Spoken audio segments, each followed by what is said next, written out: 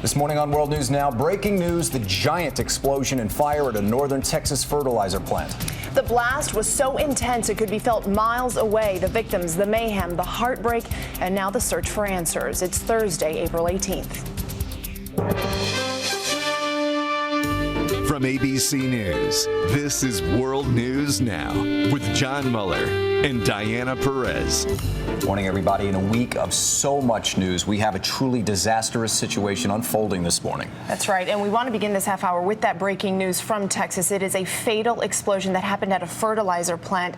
This is the kind of news that nobody wants to hear, especially those who live so close. There is a lot of news to get to this morning about this. Massive evacuations, massive amounts of injuries, fatalities confirmed. This happened about 8 o'clock last night. This blaze sent a wave of destruction across the small Texas town of West. Again, at least 100 people injured. The explosion at the fertilizer plant sent flames leaping into the night sky in West Texas, just 19 miles north of Waco. There are reports of numerous deaths and injuries.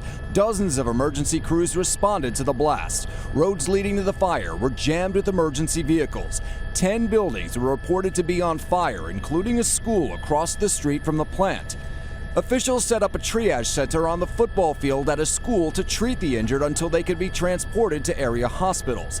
But the concern about possible chemicals forced officials to evacuate the area, and they are gathering at another school nearby. The explosion could be heard and felt for miles and knocked out power to many. The plant explosion comes just days before the 20th anniversary of the fire that ended a 51-day siege at the Branch Davidian compound at Waco on April 19th, 1993. And this story evolving this morning. Right now, concerns about ammonia fumes in the air. Half the town of West already evacuated. More winds coming through this morning that could force the entire town to be evacuated. It is a small town.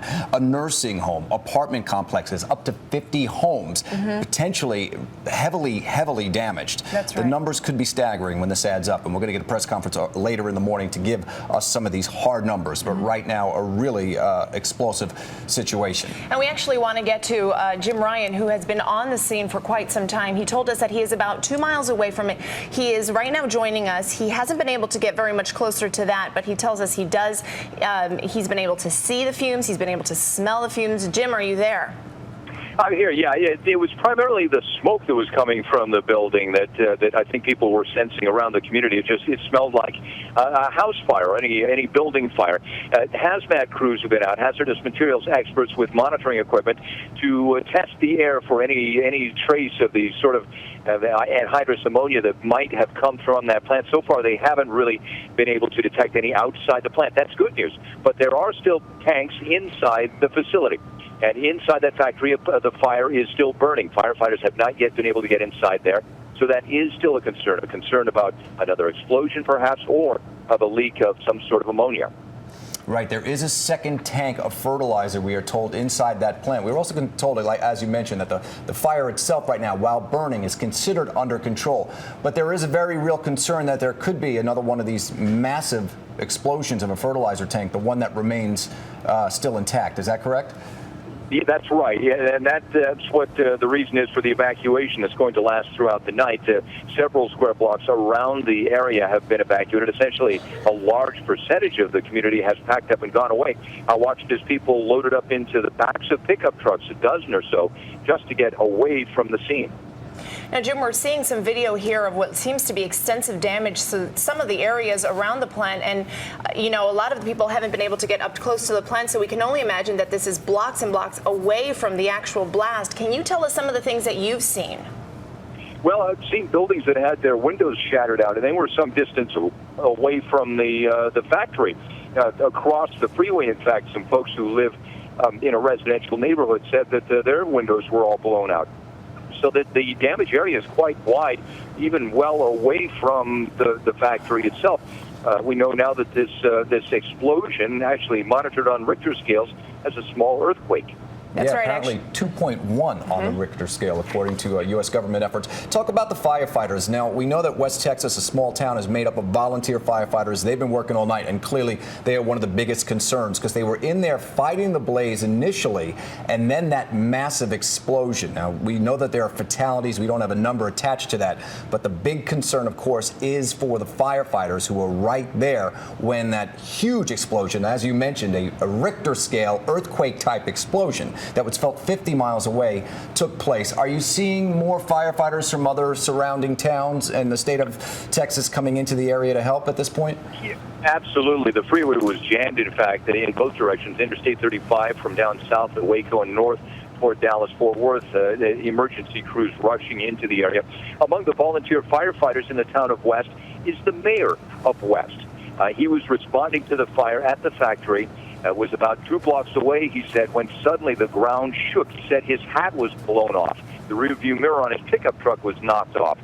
It was an extremely intense explosion. He says he is concerned for the firefighters who have not yet been accounted for inside that building. That mayor, who's a firefighter, by the way, they wear double hats there. He's both. He described the cloud, the mushroom cloud. He said it looked like a nuclear bomb went off. He said it just rose into the sky and was a massive, massive cloud. So, yeah, I mean, people wearing double hats right now fighting fires, they're also the mayor. This is the kind of town we're talking about. Real close-knit community. And now, Jim, we know that this is a small community, 2,800 people, and we're hearing at least 200 of them have been injured in this blast. Have you been able to talk to any of the eyewitnesses who saw things, who have people who know people who may have been hurt, headed to the hospital, things like that? Well, I spoke with a woman who was actually inside the nursing home. She works there. They knew about the fire. They knew about the possibility for fumes coming from across the street. Just as she was starting to push a patient or a resident of the nursing home through the dining room in a wheelchair, the explosion struck. The building essentially collapsed.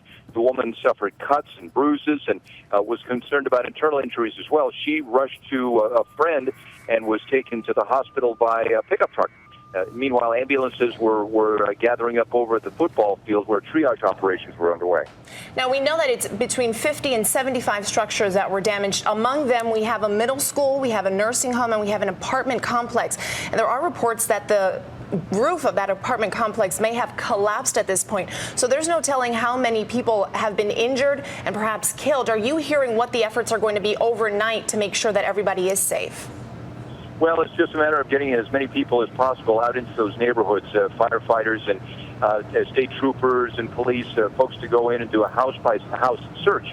That's what the Department of Public Safety is looking at right now, is going through each structure, trying to find if anybody is inside there, and then move on to the next one. That apartment complex, we understand that at least early on, it was on fire. The lower floors were. People were trapped on the upper floors, and firefighters were trying to get in to rescue those people. All right, Jim Ryan, thank you very much reporting there in West Texas. We also want to go to ABC's Steve Osasami right now, who is in West Texas as well. Steve, can you hear us? I sure can. Set the scene. Where are you? What are you seeing? We just left that triage center near that football field that the previous guest just talked about, and there were probably a dozen ambulances that were outside the triage center. There was no one inside who was being treated when we got there. We're told that the most serious injuries have been airlifted to area hospitals.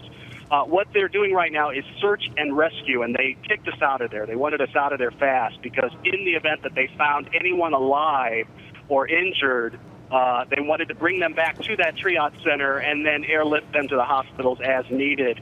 I can tell you that we ran into firefighters from all across the state who have been called onto this. One firefighter told us that he thought there were as many as 500 different units here. There are volunteers, people in the neighborhood who've come to help out here. We talked with a few residents who lived a few miles away from the plant, who said that it felt like an earthquake. We talked with a little girl who said it felt like a big rock hit her town. Many people who were home at the time say it was very, very frightening, the sound and the feel that they all felt as the ground shook from this explosion. Firefighters here were very concerned about a tank that was filled with some sort of ammonia, and so because of that, they've kept everyone very far back, miles away from the center of activity here. Firefighters who we talked with who were just at the fire tell us it is still burning, even though it is under control, and that it could still be burning for another day at least.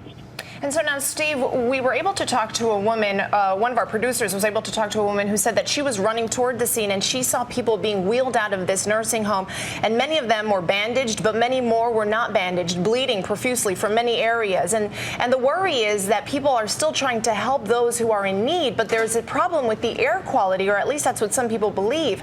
Are you being kept away because of the air quality? Are you being kept away because of this fear that this other tank may blow? Or is it that they're trying to get help to people and they want to keep all the ancillary people out of the way?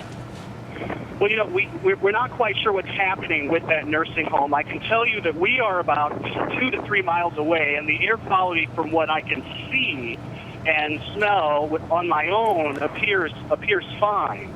So I'm not sure, you know, what the air quality issues are here. We haven't gotten many reports in terms of, you know, the conditions of the people in that nursing home or in the apartment building that was also across the street from the plant that we're told also suffered serious damage. But I can tell you that they're going through both buildings right now, looking to see if there's anyone who might be trapped inside them. All right, Steve Osinsami, we will come back to you. Thank you very much for that reporting in West Texas. We want to go to Brent Esrock, the CEO, we believe, of a healthcare facility there near the blast site. Brent, are you there? I am. Tell us the name of your organization and where you're at right now. We're at Providence Health Center in Waco, Texas. Can you explain to us how many people you've seen, how many people have been arriving, and in what conditions? Sure. So far tonight, we've seen 62 patients, one of which came in critical condition. The rest of them we treated or are still treating for minor or moderate injuries, ranging anywhere from cuts and abrasions, some with broken bones, many suffering from respiratory distress, obviously from chemical inhalation, and so thankfully many of them just, as I said, minor to moderate. When you say chemical inhalation, can you explain what this chemical, the ammonia that's used for this fertilizer, can do to people's lungs, to their tissue, to their eyes? I'm probably not in a position to do that myself. I really don't know the chemical makeup of that, but you can tell from the condition they're in. They are having some issues, and that's why we had so many people from our respiratory therapy department in to really deal with those issues, and they've done a marvelous job tonight. In fact, the doctors and nurses and staff from all over Providence Health Center have done outstanding work for our friends up north.